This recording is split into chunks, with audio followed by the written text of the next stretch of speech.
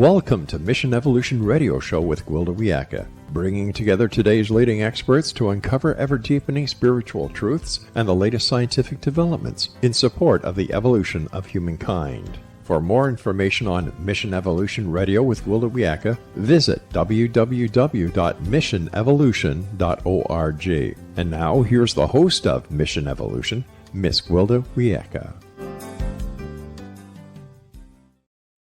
Hello. Thanks for joining us on Mission Evolution.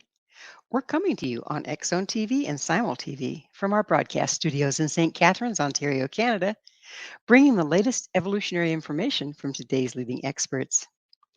This hour, we'll take a closer look at Jesus, the myth behind the man. A few stories have been the topic of much debate as much as the life of Jesus. There are as many renditions of this story as there are churches, each declaring their version to be the authentic one. Yet, with all the years of study, and today with all our scientific advancements, have we found proof that Jesus ever walked the earth in physical form? Joining us this hour from England to consider this mystery is COLM HOLLAND. COLM is the original publisher of the global bestseller, The Alchemist by Paulo Coelho, and author of the Amazon #1 book, The Secret of the Alchemist, and editor of the book by the late Geoff Roberts, The True Origins of Jesus, The Myth Behind the Man, with a foreword by Dean Wilkinson. His website, colmholland.com. Colm, thanks so much for joining us on Mission Evolution. Hi, Gwilda. It's lovely to be with you again. It's always such a pleasure working with you. So how's the weather up there in England? Cold. Why doesn't that surprise me, right? It hasn't changed since about February, but we'll any day now we should be seeing some warm weather. Thank you. All right. So what prompted your interest in re-examining the life of Jesus? I encountered Jesus when I was about 18 years old. And that encounter I had with Jesus, as I'll call him, revolutionized my life. Who I am today, who I was after that experience that I had in my own bedroom, was transformative, completely. And to the point that I've devoted the best part of my life since trying to understand, first of all, what actually happened in that moment, but also trying to build a context around it to see what shape and form in terms of practical outliving of that experience, what that actually looked like. And of course, in the process of that, I've tried lots of different things, including various versions of Christianity that you've just described. So here I am, 70 years old. Quite a few years since I was 18, and I think that I might be older. Am I any wiser? Maybe not. But one of the things I am certain of is that I have a better understanding in my own mind of what that experience was. But in addition to that, what it can actually mean for anybody who's actually searching for a deeper understanding of Christianity in general. This is a huge subject, Gwilda. I acknowledge that. I apologize in advance. We're hardly going to scrape the surface, but there are some things that I wanted to just broach on that I thought were really important for anybody who is personally seeking to understand maybe their own experience of Jesus, or trying to expand their own understanding of Christianity, the pros and the cons, and that sort of thing. Well, hopefully we will get into it and do our best in the time that we have. So, Colm, do you consider yourself a Christian? Yeah, in my definition. After going through all the others, right? So we've been through a lot, yes. This is one of the problems with religion way beyond Christianity, of course, in general, is that it really depends who you speak to and who you ask to give you a definition of what Christianity is. One of the slightly peculiar aspects of the Christian faith is that, generally speaking, the majority of versions of Christianity as you so rightly said earlier, believe that there is some truism to their particular version.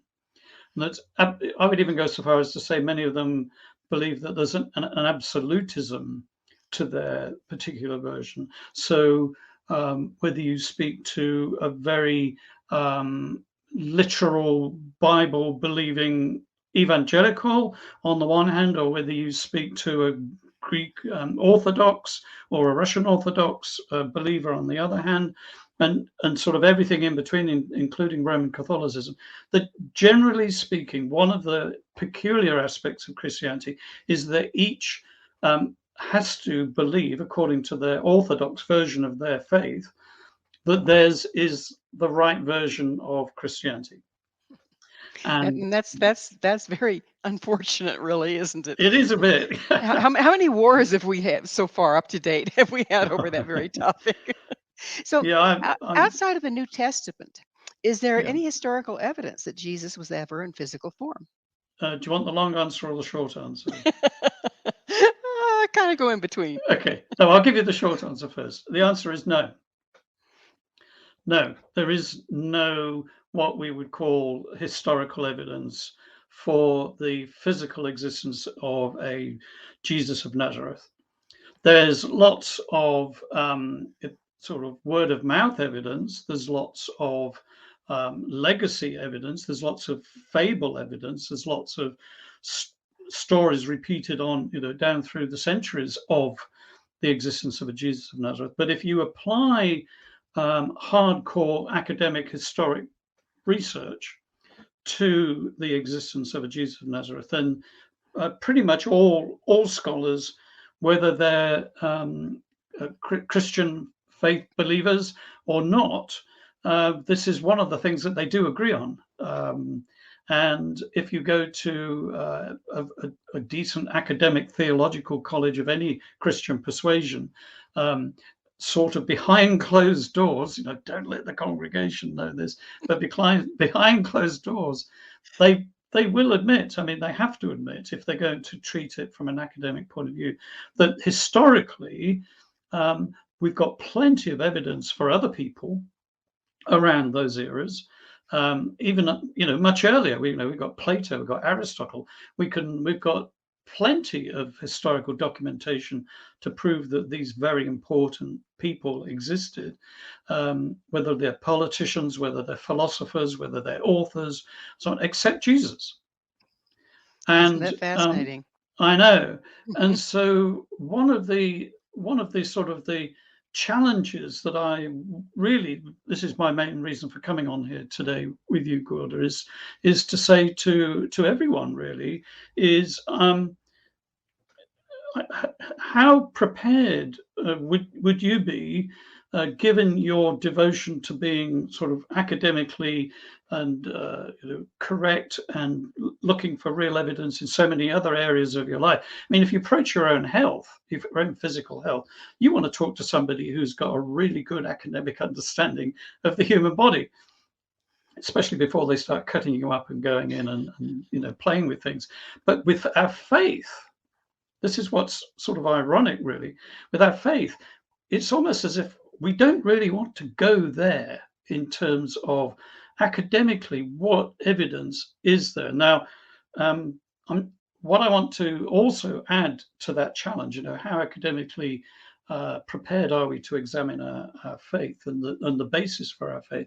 But are we prepared to accept that there's a possible other version of faith, and that actually, moving academia aside and historical record aside, the real original perhaps intention of the story of the life of Jesus was always ever meant to be just that. It was actually meant to be a story. So and that an allegory or a metaphor. A metaphor, an allegory, a myth is part, it's a new mythology. And when you examine other religions, of which there are hundreds, of course, from that era, approximately 2,000 years ago plus, there are plenty of stories of lots of different religions, all permeating around, particularly the Middle East at that time, And the shocking thing that you do discover, if you are prepared to academically, have a good look at the origins of those religions and what they believed and who was promoting them and which geographical regions they applied to, is that they probably, nearly all of them, only ever thought of them as story. Interesting. So, how long after Jesus' purported death was the New Testament written? I mean, I know a lot of the modern day faith is built on the Bible, but how long after his death was that written? Okay, so I was doing a bit of research earlier today, and I found this fabulous page on Wikipedia, which I will send to you, Gwilda. I don't know if you're able to add notes after the show. But I've got this fabulous, in Wikipedia, there's a page called The Development of the New Testament. I'm just having a look at it now. So the earliest writings of the story of Jesus, what the church calls its official canon, that's a church name for what we now know as the Bible, particularly the New Testament. So the New Testament canon, or the New Testament, but as we know it today, was round about the third version of documents that the church was prepared to recognize. So the first document, really, over the life of Jesus, that the church was prepared to recognize in the first century Common Era, BC Common Era, was in fact a document by a theologian who was based in Rome called Marcion. And anybody who's studied church history will know who Marcion is. And Marcion was the only story of Jesus that was around 130, 140 AD. And if you then, we've found some other documents have been discovered, other translations have been discovered from the Greek around about 170, to, getting closer towards 200. Suddenly, out of nowhere, we have these four stories of Jesus: Matthew, Mark, Luke, and John. And what's interesting is that before those Gospels were written, there was another Gospel that also talked about the life of Jesus, which many people have heard of, called the Gospel of Thomas. But here's how it goes. Most academic theologians will say, and many of these people are believers. These are not agnostics or atheists. These are believing Christian theologians. Will say that if you look closely at the Marcion Bible, he was later labeled by the early church as a heretic. By the way, he was sort of thrown out. But if you take a really good look at it, there's a very close similarity with the Gospel of Luke. So many of them would say that the story of Luke, which is probably one of many people's favorite stories of Luke, wasn't originated by this unknown person who we think had something to do with St. Paul, but maybe not. But it was probably an edited version of the Marcion Gospel. So the first two real stories, cut a long story short, an account of Jesus was in the first century, going into the second century, and neither of them were Matthew, Mark, Luke, or John. They were the Gospel of Marcion and the Gospel of Thomas. So I'm to understand you to say that even the first one, if we look at it this way, was a good 100 years. 100 years after his death. Nearly 100 years, yeah. A lot of information gets torqued in 100 years, doesn't it? Yeah, well, I don't know about you, but I found information can change in half an hour. 30 seconds, You start adding 100 years. Yeah. We're going to have to continue with this discussion on the other side of a station break. COLM and I will return shortly, so don't you go away. This is Mission Evolution, www.missionevolution.org.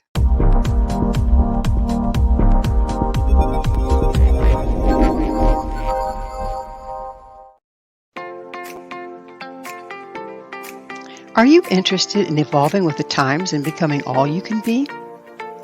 Don't you wish there was one place to find the latest information to help guide you through the process? I'm Gwilda Wiyaka, host of Mission Evolution Radio TV. Join me on my mission to find the latest evolutionary knowledge and tools.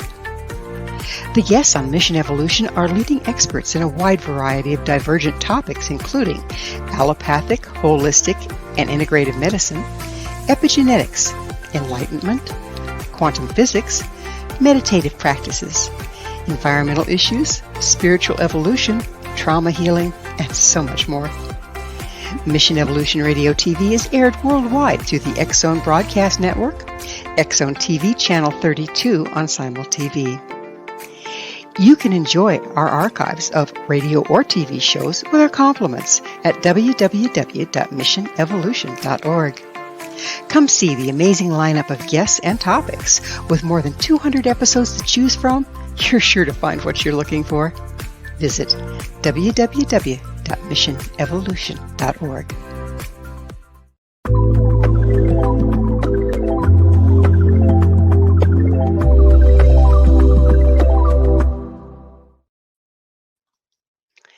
Hello again. This is Mission Evolution, missionevolution.org. With us this hour discussing different perspectives on Jesus is COLM HOLLAND. His website, colmholland.com. Colm, we were talking about how the first writings about Jesus happened at least 100 years after his death. Do the historical facts of the life of Jesus in the four Gospels of the New Testament agree with each other? Yeah, great question. I'm going to give you the short answer straight away. No. No, they don't. And this is a real conundrum for lots of committed Christians of all persuasions. So when you start laying out the Gospels side by side, what you soon discover is that there are certainly three versions of the story of the life of Jesus. The Gospel of St. John, of course, isn't really what they call a synoptic gospel. In other words, it's not trying to say this is what Jesus did, this is where he went, and so on. So it's not about his life. That's more of a spiritual gospel in the sense of it's in many ways more prophetic gospel as well. So yeah, they disagree with each other, even in their own versions. And one of the places that they massively disagree, believe it or not, is around the virgin birth. The virgin birth, certainly in my experience of Orthodox Christianity, is pretty much the central tenet of the Christian faith. I mean, I can quote all kinds of mainstream theologians of all persuasions who would say, and including in the Bible itself, that if Jesus wasn't born of a virgin directly, from God, then he wasn't conceived through Mary, through normal consummation, then our faith, it says, is in vain. In other words, we don't really have a Christian faith. And rather than getting to a massive explanation of what I encourage people to do what I did. Just read the first parts of Matthew and Luke in particular and compare them, whether we've got wise men or we don't have wise men, whether Jesus went off to Egypt after he was born or he didn't go off to Egypt after he was born. I mean, they just vary enormously. And that also, for somebody who has been raised or has been tutored or has been preached that to believe in Jesus, properly, our faith has to be based on the fact that he was genuinely born. He was born in a place called Bethlehem, and that he was born of a virgin, and that he was actually God coming to earth. That's the whole premise of that. The fact that there is no historical evidence for that, of course, it can be ignored. I mean, you can say, well, these people knew something the historians didn't know at the time, and that's fine. But what I want to spend a bit more time, if I may, in our talk today, conversation today, is to say that at the time, even when I'm not saying that Luke wasn't telling the truth, and I'm not saying that Matthew wasn't trying to say something really important. All the gospel writers were trying to say something really, really important. And what they were trying to say is that there is a reality within the human experience of an experience of God, what they, their own definitions of God at the time. But more so than that, there is this persona, if you like, that is also a reality, and that person is Jesus, the persona of Jesus. And what they were really doing, and this is going to jump us several centuries, nearly 2,000 years, to a chap called Professor Carl Jung. But what they, he's not alone in many other theologians and philosophers who say that the human psyche has a natural tendency to imagine God and to want there to be a God, and that there is a particular experience of God, and it comes, in the case of Christianity, in a person, a persona, who they call Jesus. Jesus. So this is a Jesus that is a mythological persona, and he appears, in the Christian myth and the Christian story, but the same kind of persona, appears in multiple other mythologies and stories. I mean, he's, they're not alone in this. Well, what was interesting is the early church leaders exclude many of the writings from their early versions of the New Testament, Yes. even. So, in addition to nobody agreeing, we have censorship. What was the purpose behind those exclusions? Well, we'd have to ask them, I think. I can hypothesize a bit about why they possibly did. There were hundreds of versions of the story of Jesus in those early days, those first 2 centuries, and the church, for reasons of more than, I think they sincerely wanted there to be a single version of, if there's going to be a Jesus story, can we please agree that it's this one?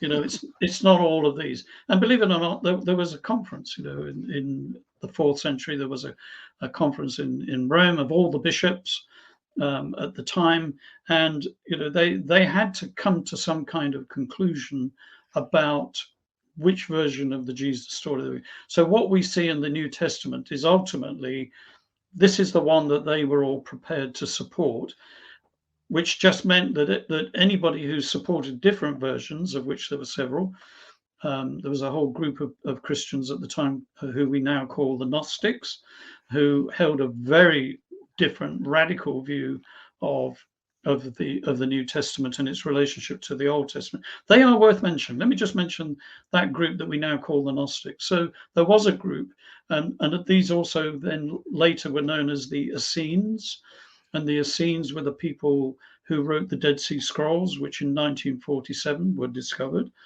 And anybody who's a Christian who've not researched the existence of the Dead Sea Scrolls, I'd recommend it, because these were people writing. These were a branch of an ancient Judaic tradition, who also, in many ways, regarded themselves as Christians and would talk about Jesus as well. Can I interrupt and ask you, how long after his death were those written? Well, the Dead Sea Scrolls were being written at the time, supposedly, when Jesus existed. Ah, interesting. Okay. So there's not much delay there at all. So there's a coexisting version of a faith that is Christian-like at the time of the supposed existence of Jesus himself. Interesting. Another quick question I have for you is, they say where there's smoke, there's fire. So about this time in history, all of a sudden there's all these different renditions of Christ. What was going on, do you think, if indeed this is a myth or an allegory? What do you think was going on that prompted it all to happen at that point? Okay, I blame a guy called Zarathustra. So Zarathustra, I'm sure many of your listeners have heard of Zarathustra. So Zarathustra was a prophet that could go. Many scholars have got him dated back to 2,000 years before the supposed existence of Jesus. Some have going back much later. So just for the sake of argument, let's date him 2,000 years before. He was sort of the father of many of the religious traditions that ended up happening around, as you said, around the time that supposedly Jesus existed. Well, certainly at the beginnings of Christianity. And let me just read you this little quote. This was a Greek philosopher, Roman philosopher called Celsus, who was writing at the same time as the New Testament was written. I've changed it into modern English so we can understand it. But what he said is this: that many of the nations of the world hold doctrines. This is at his time. So he's writing at the time that the New Testament was written.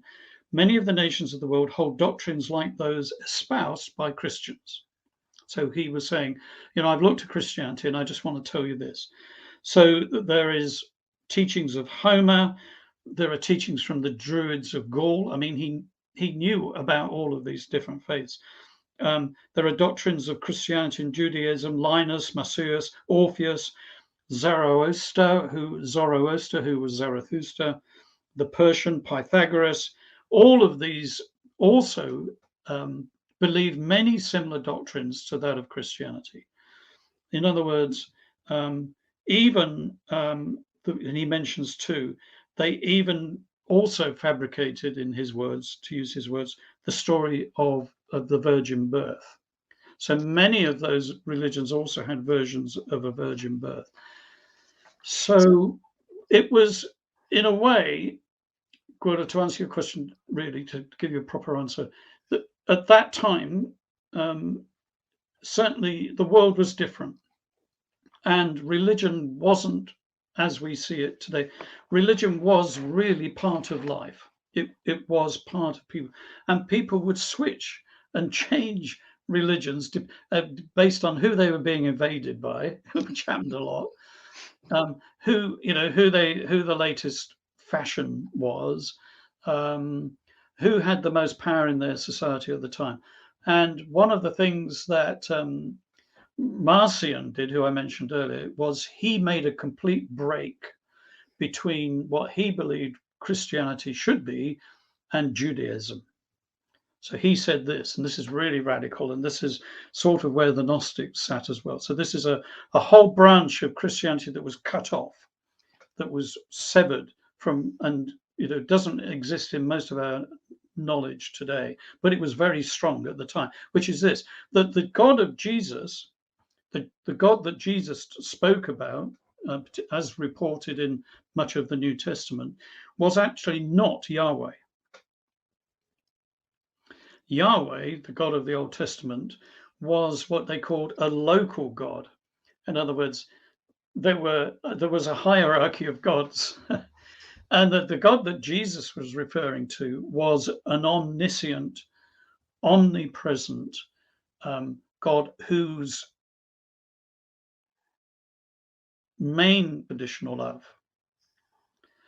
In other words, he understood what evil was, but he forgave evil because he was standing at a much higher. This God wasn't even really he, but this God had the ability to see all things, know all things, and in the great scheme of things, wasn't about to wreak vengeance on people.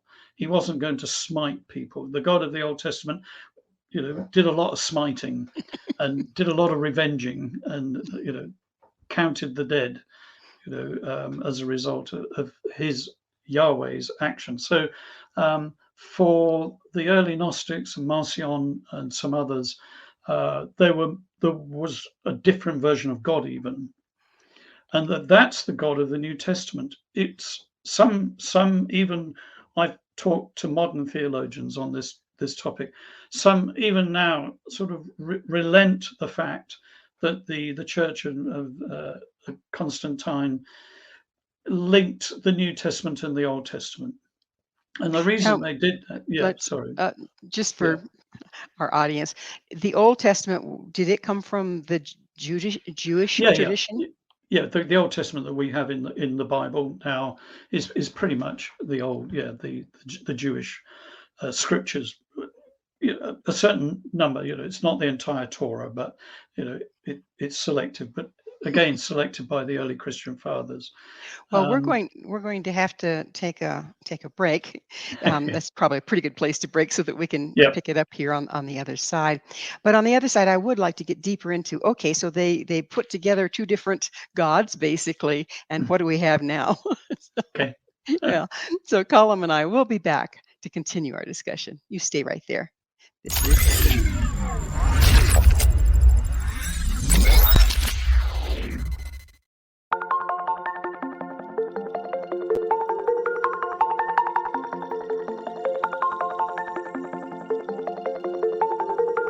Question: what is the name of the unique blend of coffee you get that has been formulated by a neurologist, a neurobiologist, and a pharmaceutical chemist? Answer: you get Beautiful Mind Coffee, a unique coffee blend that tastes great and has herbal ingredients that your brain will love, and it is not just coffee, it's brainalicious. Dr. Rathbone, Dr. Jang, and Dr. Winslow, the scientific team that created Beautiful Mind Coffee, decided to collaborate on a coffee focusing on brain health. As for those herbal ingredients found in Beautiful Mind Coffee, Dr. Rathbone, Dr. Jang, and Dr. Winslow, utilizing their combined extensive scientific research background, worked with many natural and herbal products until the exact formulation that is found in Beautiful Mind Coffee was created. With a unique scientific formula not found in any other coffee being sold or served, Beautiful Mind Coffee is the only coffee blend that contains 3 herbal ingredients found to aid in boosting your daily mental clarity and focus. Every cup of Beautiful Mind Coffee contains scientifically formulated amounts of maca root powder, green tea extract, and American ginseng, all supporting good brain health. Taking care of your brain's health now can help delay or prevent the onset of cognitive dysfunction, including dementia, Alzheimer's, and more general memory loss as you get older, just by enjoying the delicious flavor of our roasted coffee and herbal ingredients found exclusively in Beautiful Mind Coffee. Did you know that cognitive dysfunction also refers to deficits in attention, verbal and non-verbal learning, short-term and working memory, visual and auditory processing, problem-solving, processing speed, and motor functioning? For more on Beautiful Mind Coffee, the 3 scientists who formulated Beautiful Mind Coffee, and more details on the 3 unique herbal ingredients in Beautiful Mind Coffee, visit www.beautifulmindcoffee.ca. Beautiful Mind Coffee is now available online at amazon.ca and amazon.com. To order Beautiful Mind Coffee, visit www.beautifulmindcoffee.ca today.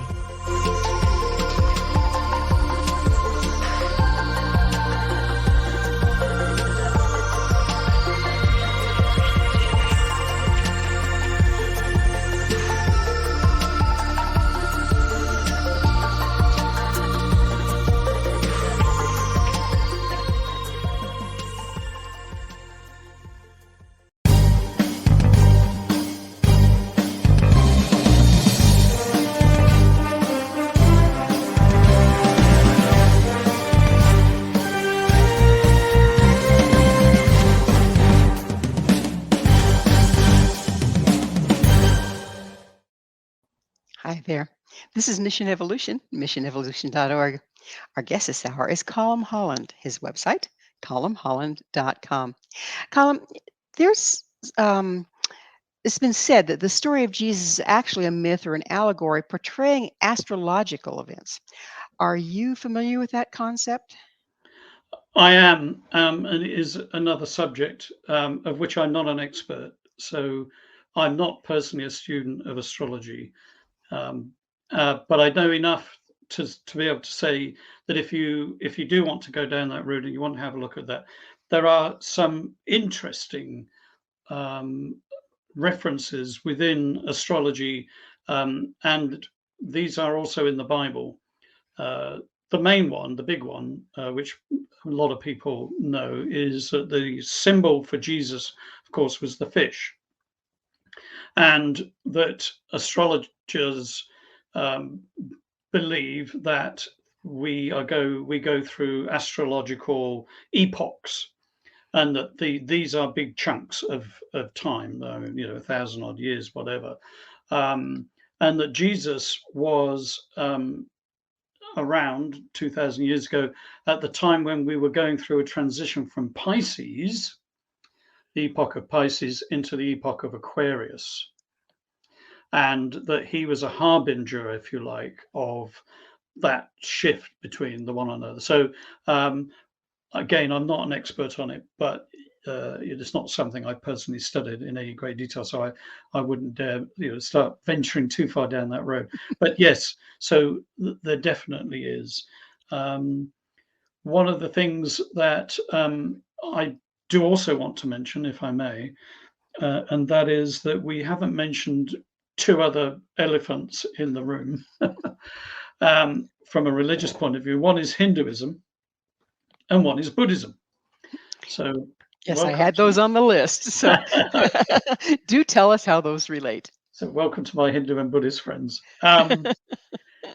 So here I am, I self-identify as a Christian, but I, have huge respect and take and learn from, wherever I can, where I feel there is truth. One of the slightly interesting conversations I had once with somebody, a Hindu friend of mine, actually, was this, why, for example, has Christianity made such little impact where Hinduism already existed, apart from the cultural strength of the, already embedded religion of Hindu? In other parts of the world, Christianity, steamrolled its way through, but not in Hinduism. And he came back quite succinctly, and he said, "We've already got Jesus. We don't need him. Well, we don't need a new one because we've already got one." And I said, "Really?" And he said, "Yeah, Krishna." And I said, "Well, yeah, but Krishna is Krishna and Jesus is Jesus." He said, "Well, we've got our own mythology, which has got, so many similarities with Jesus." And I said, "What kind of similarities?" And he said, "Well, here's just a few. I've made a note of them." According to our mythology in Hinduism, Krishna was a son of God. Jesus was supposedly a son of God. They both had adopted fathers, and guess what? They were both carpenters. They were both supposedly of some royal descent, in their own kingdom. True. And guess what? In both stories, there are wise men, shepherds, and a star that occurs at the time of their birth. What a coincidence. They both spent time in the wilderness. They're both associated with some form of resurrection. They performed miracles and healed lepers. They both raised the dead. They both claimed a miraculous birth. They both taught forgiveness. And they both spent time in their mythological hell. So I said, "Well, that's fine." He said, "Yeah, it is. Just one catch, though. And that is that the mythology of Krishna was around several hundred years before the mythology of Jesus." Interesting. Just a couple hundred years. I thought it would have been longer than that. In a defined form, again, because various forms of Hinduism, various mythologies coming together.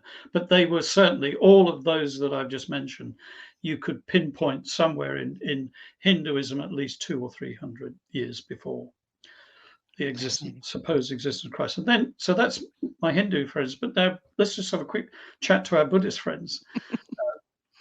Sadly, he's now passed, but I did make a friendship with a guy who was one of the world's leading Sanskrit scholars. In other words, he was a translator of ancient Sanskrit, and he was actually Danish. He was an academic. He was a lecturer at the university in Denmark, and he had no religious persuasion at all in any way. He was just fascinated with ancient Indian texts, which were very closely aligned to Buddhism, of course. and he would translate them. And he said he was asked by a monastery to translate some newly discovered but really old texts of some relatively well-known Buddhist writings. And he said he would have a look at them. And as he began to translate them, he said there was a strange familiarity. And he said, I'm not, but he couldn't pinpoint it. Why does this text feel really familiar? Did passages within the text that he felt, I'm sure I've read this before, but I've not read it in any Buddhist text before, but I've read this. Anyway, cut a long story short, he decided to go to the Bible, to the New Testament. And he said, sure enough, it was the last place I ever expected to find them. Martha, Mary, the raising of Lazarus, the Sea of Galilee, the fishermen. He said it was all there, and this predated by again several centuries before Christ. Amazing. So it really got him, and he actually went and learned to read original Greek, and he lectured to Christian theologians in Denmark who were holding a conference on a subject called Q. Now, the word Q in German means source. And there is this theological belief within Orthodox Christianity, which is that lots of the sayings of Jesus are common across all the Gospels. So the one thing the Gospels do agree on is love your enemies, do good to those who hurt you, all what we call the Beatitudes, pretty much, both in Matthew and Luke in particular. And there's strong theological evidence that these particular sayings came from another source, from what they call Q, an original source. My friend Christian Lindner, Professor Christian Lindner, he went the whole hog and he said, yeah, I'll tell you where they came from. That was going to be my next question, of course. They came from Buddhism. It's not original to Christianity. And he said, there's no harm in that. He said, it doesn't diminish them in any ways. And this brings me to my main point, that when we ask these questions, Gwilda, when we are prepared to be open-minded and to examine origins of Christianity, the sources of Christianity, the real roots of the New Testament, and so on, then we are potentially on the verge of something which I think is more meaningful and can be more transformative than even what most of us believe is Orthodox Christianity. And I'm going to tell you a little story that most people don't know, even though there was a movie made about it.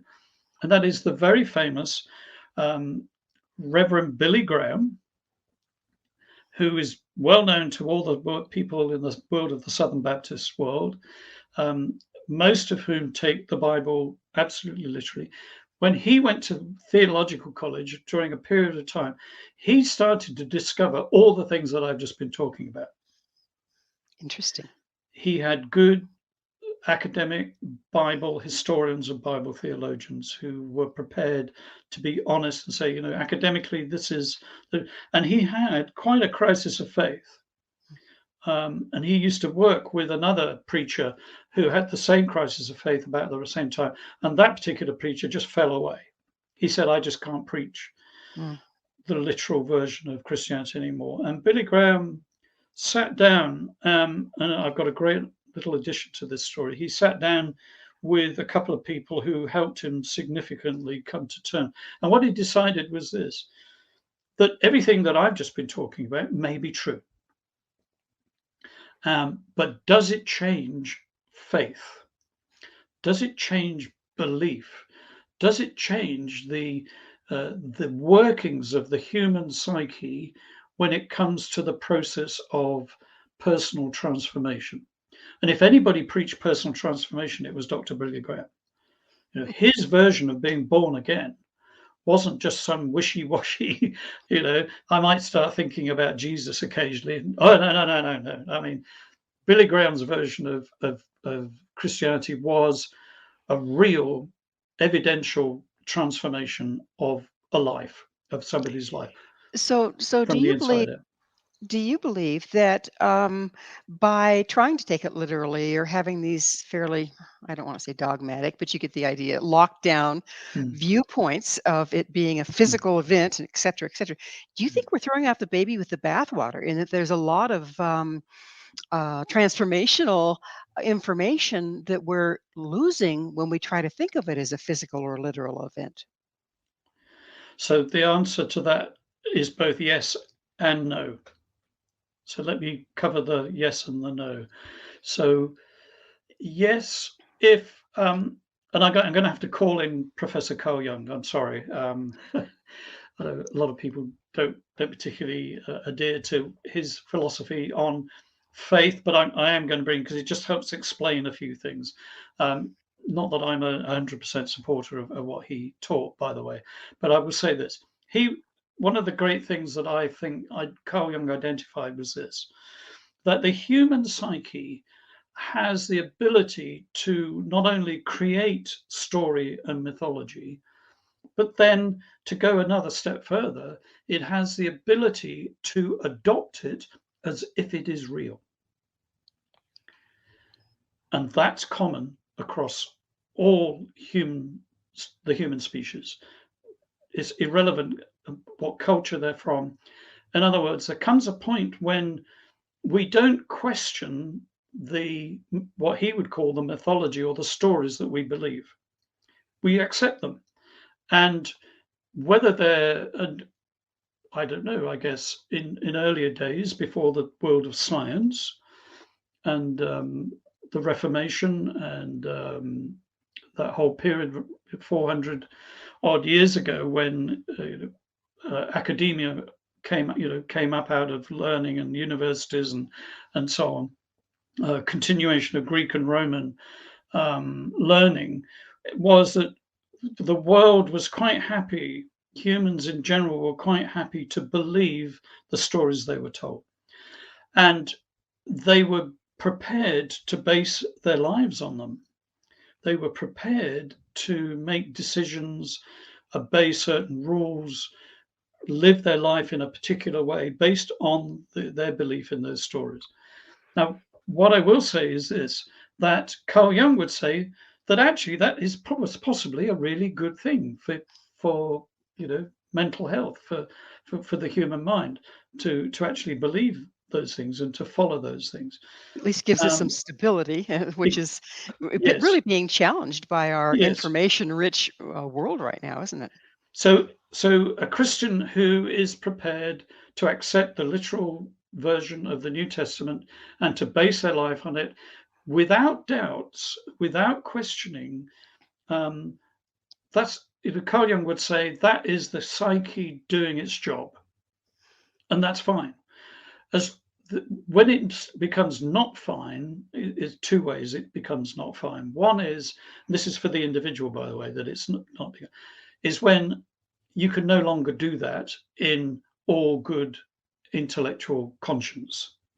In other words, when you begin to find there is a gap between your intellectual life and your faith life, Then we and have a problem. We're going then to you've have got an internal problem. right. Yes, We're yeah. going to have to pick up on that thread on the other side of a station break.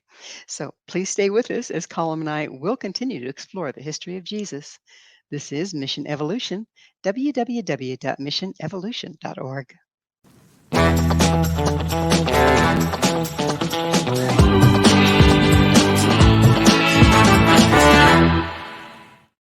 Do you have a product or service you'd like to promote to a worldwide audience? Imagine your product featured on Mission Evolution Radio TV. If you're interested in showcasing your work, Mission Evolution is broadcast to the X-Zone TV Channel 32 Simul TV on the X-Zone Broadcast Network, YouTube, iTunes, iHeartRadio, Amazon Music, Audible, and many other audio and social media platforms. Our professional studios can produce and broadcast your custom high-quality ad. It will be permanently embedded in each episode and featured in the archives for years to come. Together, we can make it happen. Contact us at info@missionevolution.org for more details. Spaces are limited, so don't miss out on this great opportunity. Email info@missionevolution.org today.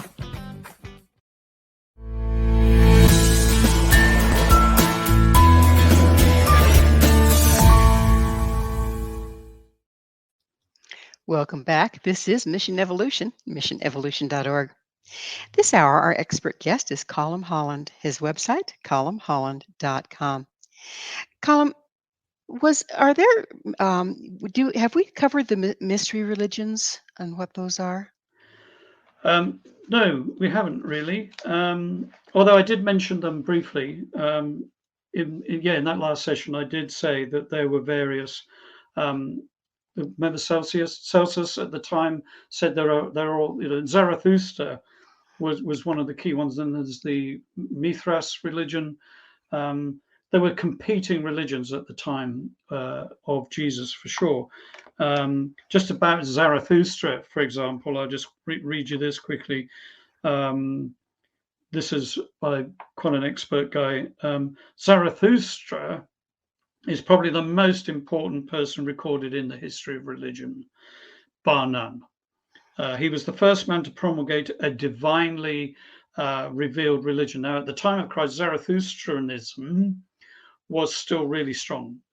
It was probably pre-Christianity one of the top religions of the time, and what he taught influenced the religions of Judaism.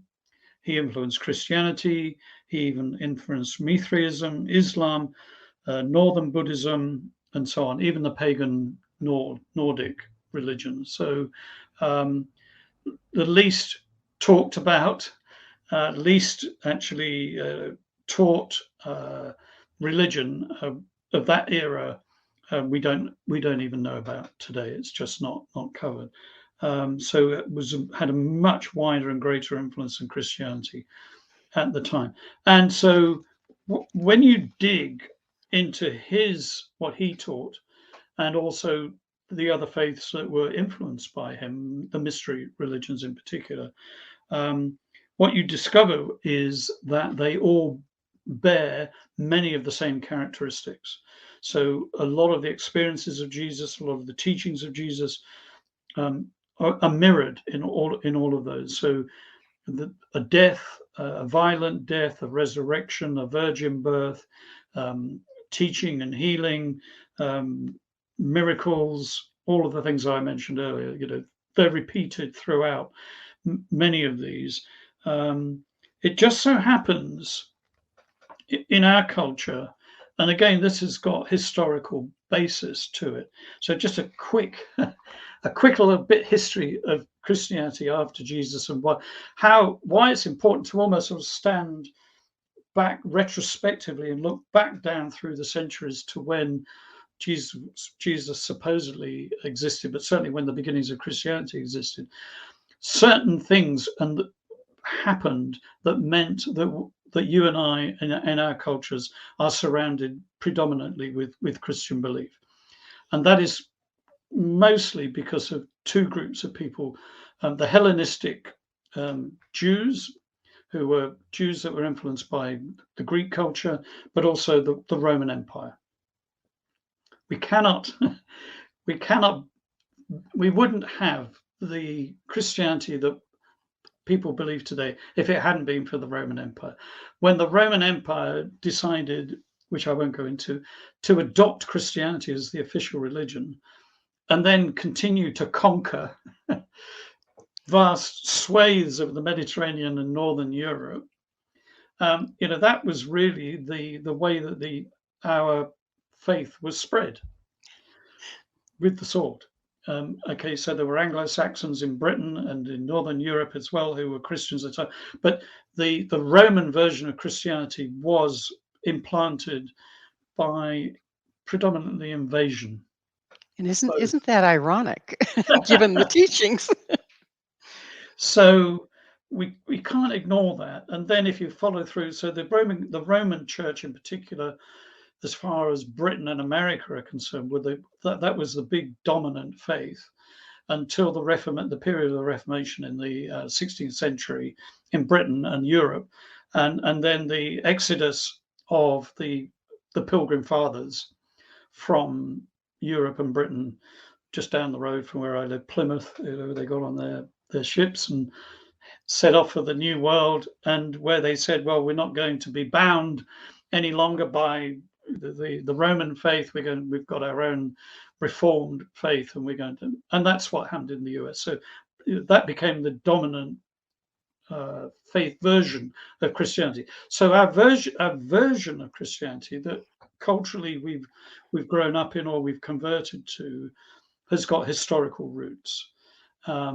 So to not know all of that, sitting in the 21st century, labeling oneself as a Christian, is really to just deny your heritage, to deny.